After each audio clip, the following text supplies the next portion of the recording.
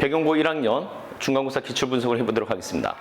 자, 이번 시험 자체가 난이도가 많이 높진 않았습니다. 시험 문제들이 대거 이제 포함되어 있었고 어려운 문제가 조금 일부 있었긴 한데 그러다 보니까 이번 시험은 선생님이 봤을 때 뭐 그렇게 잘 낸 문제는 아니다라고 이제 보여집니다. 일단은 보시는 바와 같이 하, 중, 상 킬러 문항으로 선생님이 이렇게 분류를 해봤고 그랬을 때 이제 하 난이도에 해당되는 문제가 27.3% 총 6문제가 나왔었고 그다음에 이제 중 난이도에 해당되는 문제가 10문제로서 45.5%가 나왔습니다. 자, 요 정도까지만 보더라도 자, 72.8% 정도에 해당되는 수준의 문제가 중하에 포진되어 있었다라고 볼 수가 있겠고 거기다가 만약에 상 난이도 문제까지 같이 생각해 본다면 상 난이도가 3문제가 출제가 됐었거든요. 그래서 요거까지 합치게 되면은 한 86.4% 정도 이렇게 해당된다고 볼 수가 있습니다. 자, 그러다 보니까 킬러 문항 3문제가 있었는데 이 상, 중, 하 물론 이제 상 난이도 문제라고 해가지고 뭐 어렵지 않았을까 이렇게 예상해 보는 친구들도 있었겠지만 막상 학교 프린트를 꼼꼼하게 열심히 풀었던 친구들한테는 이 상 난이도 자체도 뭐 그렇게 많이 어렵지는 않았을 것 같아요. 그렇다고 본다면은 이 상, 중, 하에 해당되는 문제들은 웬만큼 공부했었던 친구들은 다 맞히지 않았을까라고 생각되고 그런 다음에 이 킬러 문항을 이제 어떻게 맞추느냐가 중요한 건데 이걸 잘 풀어서 맞춘 친구들도 있겠지만 어떤 면에서는 잘 찍어서 맞춘 친구들도 있을 거다라고 보여집니다. 그렇다면은 자, 이 상, 중, 하에 해당되는 문제들을 잘 맞추고 그 다음에 킬러 문항을 이 3개 중에서 한 문제 정도라도 찍어서 잘 맞췄다라고 한다면 그런 친구들이 곧 1등급이 될 수 있었던 그런 시험이었기 때문에 이번 시험 자체가 앞서도 말씀드렸던 것처럼 뭐 그렇게 난이도 면에서는 썩 잘 낸 것은 아니다라고 볼 수가 있습니다. 물론 킬러 문항 같은 경우는 뒤에서도 보여드리겠지만 좀 문제를 잘 만들었습니다. 학교에서. 예, 그래서 프린트에 있었던 문제들을 다 풀었다고 해서 완벽하게 풀었다고 해가지고 이 킬러 문항을 잘 풀 수 있었던 수준은 아니었어요. 예. 그래서 킬러 문항을 잘 학교에서 변형했다라고 볼 수가 있겠지만 어쨌든 결과적으로 봤을 때는 1등급을 받기 위해서는 자, 이 상, 중, 하에 해당되는 문제를 다 맞춘 상태에서 자, 킬러 문항을 한두 문제를 더 맞춰줬다고 한다면 물론 어떻게 맞췄는지 방법은 중요하지 않았겠죠. 결과적으로 봤을 때는. 자, 그래서 요거를 이제 한 문제라도 더 맞췄으면은 그럼 1등급이 무난히 가능하지 않았을까 이렇게 생각됩니다. 자, 일단 난이도하고 이제 부교재 프린트죠. 프린트에서 출제 유무를 한번 보자면은 일단은 일단은 1번 문제부터 논술형까지 총 22문제 중에 난이도는 이렇게 하 문제와 중 문제로 쭉 앞에 부분에서 차지해 있었고 그 다음에 이제 뒷부분으로 가게 되면은 중에다가 상상 중문제 상 킬로 해가지고 넣고 그 다음에 이제 논술형 문제 2문제는 좀 쉬운 문제였다라고 이제 볼 수 있습니다. 자, 그래서 요 문제들을 보면은 기본 문제들이 있고요. 그 다음에 프린트에 있었던 문제다라고 쓰긴 했었습니다. 그쵸? 여기서도 보시는 바와 같이 프린트에 문제가 있었고 외부 문항이 3문제, 4문제가 있었죠. 그리고 대부분은 기본 문제로 되어 있습니다. 자, 이 기본 문제 같은 경우는 이제 어느 문제집이나 다 있었기 때문에 이것을 프린트에 있었다 없었다로 분류하는 것은 의미가 없습니다. 오케이? 자, 그러다 보니까 프린트에 있었던 문제들까지 합치면은 대부분은 여러분들이 다 풀 수 있었던 문제였다라고 볼 수가 있습니다. 자, 이 외부 문항들이 좀 어려울 수가 있었겠죠. 근데 이제 외부 문항 중에서도 이 중난이도로 있었던 문제가 있었기 때문에 뭐 결과적으로 본다면은 전체적으로 킬러 문항 3문제가 있었는데 그 중에서 외부 문항 2문제가 어려웠었고 프린트 문제가 1문제가 있었으니까 이 프린트 문제들을 잘 해결할 수가 있었다고 한다면은 앞서서 말씀드린 바와 같이 웬만큼은 잘 풀 수 있지 않았을까 이렇게 이제 생각을 해봅니다. 자, 기본 문제는 이제 13문항이 나왔고요. 그 다음에 프린트 문제가 5문항, 그 다음에 외부 문항이 4문항, 이렇게 이제 출제가 된 것으로 이제 파악이 되고 있는데, 자, 이 기본 문제 같은 경우는 앞서서 계속 말씀드렸죠. 자, 모든 문제집에서 다 있었던 문제이기 때문에 이제 우리가 당연히 맞출 수 있게끔 연습이 돼 있어야 되지 않았을까라고 생각됩니다. 자, 그 다음에 이제 프린트 문항 같은 경우는, 프린트 문제랑 똑같이 내진 않습니다. 당연히. 똑같이 내진 않지만 조금씩 변형하는 문제들, 즉 쌍둥이 수준 수준의 문제가 있을 수가 있고, 그 다음에 이제 유사 문항이죠. 프린트인 문항을 좀 이제 변화를 줘가지고 그것과 유사한 형태로 이제 문제를 출제하는 경우가 있는데, 그것을 유사 문항으로 봤을 때 그렇게 쌍둥이 문제가 한 4문제 정도, 그 다음에 유사 문항이 한 문제가 출제가 돼서 총 5문제가 출제됐다라고 볼 수가 있습니다. 그래서 이게 18문제구나. 이 문제들만 다 맞출 수 있었어도 상당히 높은 점수를 이렇게 받지 않았을까 생각되고요. 그 다음에 이제 외부 문항이 4문제 있었습니다. 자, 기본 문항은 이제 이것은 반드시 맞춰줘야 됩니다. 여러분들이 반드시 맞춰줘야 되고, 자, 그런데 이제 생각보다 이 기본 문항을 맞히지 못한 친구들이 있어요.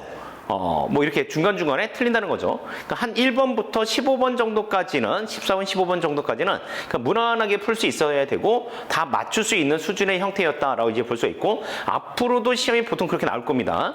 자, 그런데 이 생각보다 기본 문항에서 틀리는 경우들이 있습니다. 그 왜 틀릴까요? 그렇죠. 계산력에서 틀린 경우가 있고 문항을 잘못 봐서 틀리는 경우가 분명히 존재합니다. 이런 친구도 분명히 있다는 거죠. 그렇죠? 자, 그러니까 이 부분을 보완하기 위해서 평상시에 연습이 충분히 돼야 된다라고 볼 수 있는데, 뭐 저희 학원에서는 저희 학원 다녔던 친구들은 다 아시겠지만 뭐 주중에 실전 모의고사를 보죠. 그렇죠? 실전 모의고사를 보고 그 모의고사에서 기준 점수를 통과하지 못한 친구들한테는 저희 뭘 시킵니까? 주말에 클리닉을 시키죠. 그렇죠? 자, 클리닉에서는 계산력 문제를 먼저 풀게 합니다. 왜냐면 일단은 기본 점수를 통과하지, 그 기본 점수가 아니라 커트라인이죠. 커트라인. 자, 커트라인 통과하지 못했던 대부분의 친구들 중에서는 계산력이 약한 친구들이 많다고 파악되고 있습니다. 자, 그렇기 때문에 계산력을 먼저 점검을 하는 것이 필요하고 매번 연습시키는 것이 필요하다. 선생님, 뭐 이렇게 물어보는 친구들도 있을 거예요. 계산력 연습을 반드시 꼭 해야 되나요? 라고 하는데 본인이 알 거 아니에요? 그죠? 본인이 알 거라고 생각됩니다. 문제를 풀었을 때, 숙제를 했을 때, 혹은 뭐 집에서 공부를 하다가 계산력으로 틀리지 않았다, 단 한 번도 틀리지 않았다라고 생각되면 당연히 연습할 필요 없죠. 예. 하지만 많은 친구들이 계산 때문에 틀리거나 문제 잘못 봐서 틀린 경우가 있다라는 거죠. 그죠? 난데? 라는 친구들이 생각된다면 반드시 연습하는 것이 필요합니다. 예. 자, 프린트 문항은 뭐라고 써놨습니까? 모든 문제를 최소 3회 이상 풀어야 된다라고 이제 보여집니다. 물론 어떤 친구는 5번, 6번, 7번 푸는 친구들도 분명히 있을 거예요. 자, 근데 이 문제를 푸는 데 있어가지고 과연 5번, 4번 뭐 이렇게 푸는 것이 중요하냐? 정확히 얘기하자면 그렇게 횟수는 중요하지 않습니다. 횟수는 중요하지 않고 그래도 최소 3번 이상 풀어야 되는 게 맞는데, 자, 한 번 풀 때 정확하게 푸는 것이 중요해요.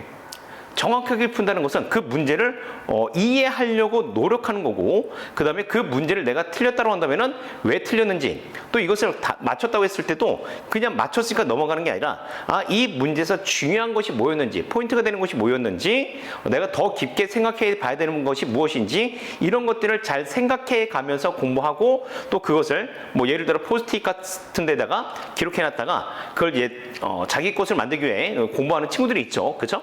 자, 그렇게 공부를 일단 처음에 해봐야 됩니다. 오케이? 자, 그런데 그렇게 한 친구들이 있는가 하면은, 자, 반대로 한번 풀었어요. 뭐 선생님들한테 질문하겠죠. 그쵸? 자, 그래서 알았다. 그러면 다시 그것을 안 보는 친구들이 일단 많고, 그것을 다시 또 2번, 3번 풀어본다 했을 때 단순히 선생님의 풀이, 아니면은 친구들한테 물어봐서 풀었던 그런 이런 풀이들을 단순히 외워서 푸는 친구들이 있습니다. 그래서 외우다시피 하면서 문제를 이렇게 설렁설렁 푸는 친구들이 있는데, 그렇게 20번, 100번을 풀어봤자 공부가 되지 않습니다. 그런 친구들은요, 문항을 변형하거나 이렇게 좀 뭔가 이렇게 학교에서 약간 꼬아놨을 때 그런 문제들을 이제 풀기가 쉽지 않습니다. 자, 그렇기 때문에 정확하게 그 문제에서 필요한 내용들을 자기 것으로 만들어가게끔 공부를 한다면 한 3회 정도만 풀어도 충분하지 않을까라고 생각됩니다. 아시겠죠? 그래서 프린트는 그런 식으로 이제 공부를 하는 거다라고 보시면 되겠고, 자, 외부 문항 같은 경우는 솔직히 어디서 어떻게 나올지 모르는 거잖아요. 그래서 평상시에 학원에서 하는 문제들 당연히 해야 되고, 학교 프린트에 있는 문제들도 당연히 열심히 풀어야 되겠지만, 이제 여러분들이 그렇다고 해서 뭐 이것저것 문제집들을 다 풀 수는 없잖아요. 그래서 본인의 기본 실력을 쌓아가는 형태로 공부하시는 것이 가장 중요하고, 그 역량을 바탕으로 외부 문제를 풀어야 된다라고 볼 수가 있겠습니다. 그래서 자, 외부 문항은 당연히 뭐 어렵겠죠. 어려울 테니까 본인들의 기본 실력들을 탄탄하게 쌓아갈 수 있게끔 개념 공부부터 심화 문제까지 모든 것들을 다 빠뜨리지 않고 꼼꼼하게 공부하시는 연습하시는 것이 중요합니다. 자, 이제 문항분석으로 가보자면은 기본 문제 같은 경우는 이제 보시는 바와 같이 자, 문제들이 그렇게 어렵지 않습니다. 낯설지도 않고. 그래서 앞서도 말씀드렸듯이 웬만한 문제집에서는 다 볼 수 있었던 그런 형태의 문제들이었다라고 볼 수가 있습니다. 자, 그 다음에 이제 넘어가서 학교 프린트 문제와 그 다음에 이제 중간고사에서 출제됐었던 문제들을 약간 비교를 해보자면은 자, 이 문제 또한 어디에서 다 볼 수 있습니까? 기본적으로 문제집이라든지 자히스토리 등에서 언제든지 볼 수 있었던 그런 형태의 문제들입니다. 자, 그런데 이제 여기다가 변화를 줬죠? 자, 숫자도 바꾸긴 했지만 절대값을 줬습니다. 절대값을 주다 보니까 절대값에 대한 어떤 기본 개념들이 약간 부족하거나 약수 배수의 관계들에 대해서 개념이 약간 부족한 친구들이라고 한다면 이 문제를 답을 찾기가 쉽지 않았을 거다라고 보여집니다. 그래서 저희 학원에서는 그냥 단순히 이 풀이를 푸는 걸로 끝나는 게 아니라 자, 이 문제가 갖고 있는 원리, 이해를 하는 것이 중요하다라고 강조를 하면서 아이들한테 가르치고 있는 거죠. 자, 마찬가지로 이 문제 같은 경우는 많은 학교에서 숫자 바꾸기 형태로 나오는 경우가 꽤 있었기 때문에 저희 학원에서도 이 문제를 매우 많이 강조를 하면서 충분히 변형될 수 있으니까 아이들한테 여러 번 반복해서 이제 훈련을 시켰다라고 보시면 되겠습니다. 네, 왜냐면 자주 말씀드렸듯이 자주 출제되기 때문에 그렇다는 거죠. 자, 그래서 이렇게 문제들이 변형돼서 나왔었구나라고 이제 보실 수가 있겠습니다. 자, 이제 마지막으로 킬러 문항들이 있었죠. 킬러 문항 수준의 문제들이 있었는데, 자, 이것도 이제 학교 프린트에 있었던 문제입니다. 자, 이 문제 같은 경우는 25년 6월 고1 문제였었고요. 21번 문제였으니까 꽤나 모의고사에서도 어려운 형태의 문제 중에 하나였다라고 보실 수가 있겠는데, 자, 그 문제를 학교에서는 정말 잘 변형했다. 나머지 문제들은 많이 쉬웠긴 했었는데 이 변형된 문제들은 잘 학교에서 만들었구나라고 이제 보여집니다. 그래서 한 여기까지는 이 문제하고 거의 똑같습니다. 그래서 원래 공부했던 대로 쭉 풀다 보면은 요 정도까지는 당연히 왔을 거다라고 생각되고 그 밑에서 문항이 추가가 됐어요. 새롭게 문항이 추가가 됐다는 거죠. 그러다 보니까 이 밑에 문항들을 이제 해결하기 위해서 어떻게 해야 됩니까? 본인의 기본 실력을 충분히 쌓아갔던 친구들이라면 역시 이것조차도 잘 풀 수 있었겠지만 아마도 이제 여기에서 많이 헤맸던 친구들도 있지 않았을까 생각됩니다. 그래서 끝에 세 문제, 18, 19, 20번 문제였는데 결국은 자, 그 세 문제를 풀기가 쉽지는 않았었다라고 보여주고 있습니다. 나머지 이제 외부 문항 두 문제가 더 있었는데 그 외부 문항 두 문제 같은 경우도 자, 방향성을 어떻게 잡느냐에 따라서 쉽게 풀릴 수도 있었고 잘 못 풀 수도 있는 그런 형태의 문제였기 때문에 이것도 이제 시험 시간 안에 그걸 다 해결한다라고 한다면은 좀 쉽지는 않았었던 문제였던 것 같아요. 이제 20번 문항 같은 경우는 여기다 이제 보여주진 않겠지만 20번 문항 같은 경우는 문제 써 있는 대로 힌트를 그대로 따라가면은 문제를 풀지 못합니다. 문제에서 결국 구하라고 했던 것을 거꾸로 치고 올라가면은 생각보다 쉽게 해결되는 것을 볼 수가 있어요. 그래서 혹시 이제 배경고 학생들 중에서 풀이를 안 해봤던 친구들이 있다고 한다면은 20번 문제는 밑에서부터 다시 식을 써서 올라가 보면은 이게 생각보다 쉬웠구나라고 하는 형태를 알 수가 있겠습니다. 자, 그럼 이제 중하위권 친구와 상위권, 그 다음에 이제 최상위권 친구들은 당연히 학습자를 다룰 수밖에 없겠죠. 자, 이 중하위권 친구들 같은 경우는 선생님이 여러분들한테 매우 필요하다고 말씀드리고 싶은 것은 뭐냐면은 자, 이 공부에 대한 열정과 노력, 그 다음에 성실함을 기본적으로 탑재를 해야 된다라고 보시면 되겠습니다.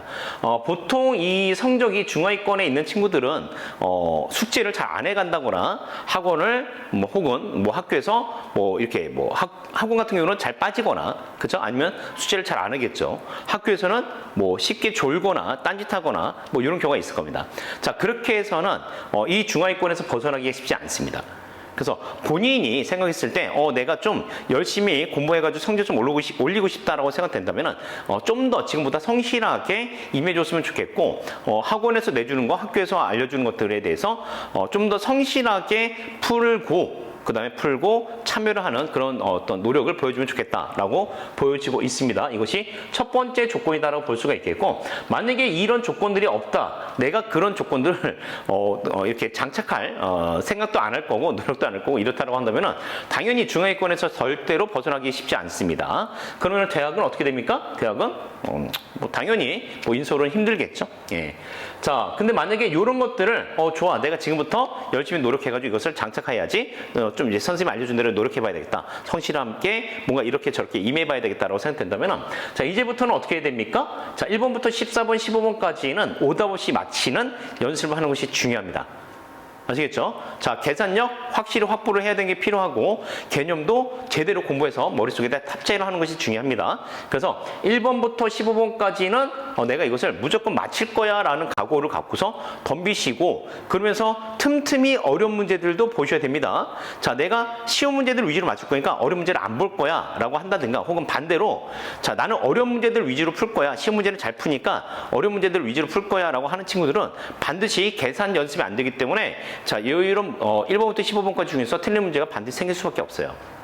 아시겠죠? 그래서 이렇게 가시면 될 것 같고, 뭐 요거는 선생님이 생각하는 건데 반드시 이렇게 유튜브나 쇼츠, 릴스 같은 거 있잖아요. 자, 이것에 대한 시청 제한을 하셔야 됩니다. 아시겠죠? 만약에 이것을 계속해서 갖고 가고, 뭐 나는 릴스 보는 거 좋아하고 유튜브 보는 거 좋아하니까 뭐 집에 가서 뭐 늘 뭐 2-3시간 이상을 뭐 이렇게 살펴본다라고 한다면은 뭐 1등급, 2등급은 많이 힘들지 않을까 이렇게 생각됩니다. 자, 그러면서 이제 만약에 문제가 이렇게 있을 때, 자, 어떤 친구 같은 경우는 이렇게 얘기하는 친구들이 있습니다. 선생님, 저는 논수령, 서술형부터 먼저 푼 다음에 앞으로 돌아와가지고 다시 쭉 이렇게 풀고 싶은데 이렇게 할게요 라고 하는 친구들이 있는데, 자, 이거 물론 뭐 때에 따라서 다를 수가 있습니다. 근데 좋은 전략일 수는 없어요. 아시겠죠? 왜냐면 논수령, 서술형 문제가 이번 같은 경우는 쉽게 나왔습니다. 그렇죠? 쉽게 나왔었기 때문에 빨리 해결한 다음에 다시 앞으로 가서 돌아오는 것이 가능했어요. 근데 다음 시험에서도 논수령, 서술형 문제가 쉬울 거다라는 보장이 없습니다. 그중에서 뭔가 약간 계산이 까다롭거나 뭔가 좀 어려운 문제들이 이렇게 갑자기 들어오게 되면은 또 논수령, 서술형에서 이게 아무래도 써야 되잖아요. 근데 어딘가 틀리면은 다시 처음부터 또 써야 됩니다. 그럼 시간이 굉장히 오래 걸릴 수가 있어요. 그래서 이것은 이 난이도에 따라서 굉장히 좀 이제 변수가 많다라고 이제 보시면 되겠습니다. 그래서 가장 좋은 것은 앞에서부터 이렇게 쭉 푸는 겁니다. 풀다가 어떻게 해요? 자, 막혔어. 막히는 문제가 있어. 그럼 거기서부터 다시 논수령, 서술형 쪽으로 이제 다가갑니다. 자, 그런 다음에 거기를 해결하고 다시 앞으로 와서 이제 막혔던 부분부터 다시 이렇게 풀다 보면은 이 막혔던 부분에서 예열이 되는 거죠. 예열돼가지고 다시 풀다 보면은, 머리가 다시 돌아가게 되면서 풀 수 있는 경우가 생깁니다. 그래서 이런 식으로 이제 시험을 이렇게 시험 관리를 하는 것이 필요하다라고 보시면 되겠습니다. 상위권 친구들 같은 경우는 아무래도 이렇게 이제 실수로 틀리는 경우들이 많아요. 그러니까 실력은 상위권이 분명한데 점수로 보면은 상위권이 아닌 친구들이 꽤 많다는 거죠. 그래서 이런 부분에서 이제 주의를 하시려면 이런 친구들도 뭘 해야 됩니까? 상위권 친구들이라고 계산력이 완벽한 건 아니에요. 이 친구들도 계산력을 확보하기 위해서 반드시 꾸준히 노력을 해주시는 것이 필요하고, 그래서 이제 평상시에 과제 풀 때 내가 예를 들어 뭐 시간을 정해놓고 쭉 빠르게 풀었는데, 자, 여기서 계산으로 틀린 문제가 없다면은 역시 뭐 잘 하고 있는 거겠지만, 뭐 계산으로 이렇게 2-3문제씩 이렇게 날아간다라고 한다면은 꼭 계산에 대한 연습을 주의 깊게 하시는 것이 필요하고, 문제도 꼼꼼하게 살펴봐야 된다라고 말씀드리고 싶습니다. 자, 그래서 본인이 좀 스스로 생각해 볼 때 계산력이 안정적인지, 문제를 잘못 읽고 틀리지 않는지 확인해 볼 필요성이 있고, 그다음에 공부 시간이 일정한지, 그다음에 수업은 잘 듣지만 결국 문제를 본인이 풀고 싶은 대로 풀지 않는지, 이런 것도 잘 확인해 볼 필요성이 있어요. 이런 것들은 본인은 알고 있습니다. 그죠? 본인은 알고 있고, 또 선생님들하고 이렇게 상담하면은 선생님들이 알려주는 경우도 있습니다. 선생님이, 자, 너는 내 풀이를 잘 따라서 공부하거나, 자, 이렇게 하는 것들을 잘 보고 배워 라고 알려주죠. 근데 많은 친구들이 또 고집이 있어가지고 자기가 풀던 방향을 잘 바꾸지 않는 친구들이 많아요. 선생님이 알려주는데 그건 그거고, 그럼에도 불구하고 자기가 풀고 싶은 대로 푸는 친구들이 꽤나 많다라고 말씀드리고 싶습니다. 그래서 절대 고집 부리지 말고 선생님들이 알려주는 것을 잘 받아 먹을 수 있게끔 공부하시는 것이 필요합니다.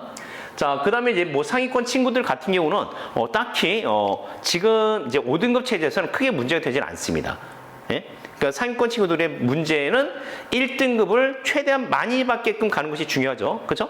근데 생각보다 오를 등급이 많이 나오지 않다. 그래서 본인의 약한 과목에 대해서는 꾸준히 공부해가지고 그것을 꼭 1등급으로 만들어갈 수 있게끔, 즉 중간고사에서 2등급이 나오는 과목이 뭐 두 과목 정도 있다고 한다면은 기말고사에서는 그 과목을 반드시 만회할 수 있게끔 공부를 해서 1등급을 최대한 많이 만들어 두게끔 가는 것이 좋습니다. 아마 이 최상위권 친구들한테는 이 수학을 1등급을 받고 안 받고의 문제는 아니라고 보여집니다. 아시겠죠? 그 정도는 당연히 이제 실력이 충분히 된다고 보니까 수학은 꾸준히 공부하되 좀 이렇게 1등급이 잘 안 나올 수 있는 문제들 있잖아요. 뭐 그런 과목들에 대해서 공부하시는 게 좋고, 특히 이제 이 친구들 같은 경우는 이 공통수학 원투에 대한 심화를 기반으로 이제 제 2학년에 대한 선택 과목 대비를 하는 것이 좀 필요하다라고 보실 수가 있겠습니다. 자, 그럼 이제 저희 학원에서는 어떻게 이 배경고 학생들을 대비를 시키고 있느냐?